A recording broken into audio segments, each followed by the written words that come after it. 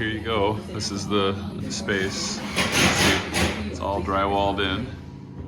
I thought I'd shoot a video so I could show you later. Everything's all in and ready to go. And then here's the kitchen, where we've got all the hood vent and stuff all labeled in here. And then as I back up, you can see the ceiling and everything's done here, but then there's your sconces, the lower outlets, and obviously the cutouts for the windows. And then everything for the refrigerator location. And then the nook is all ready from the other way, so you can see it this way.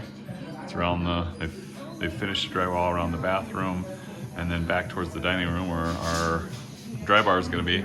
And then here in the, going into the laundry room, there's the hole for the light fixture, but then obviously you can see the door and where our stuff's going to come here along this wall. And then into the laundry room. There's the laundry room. And then everything that's done in here for all of our stuff. And then the closet is all set up. So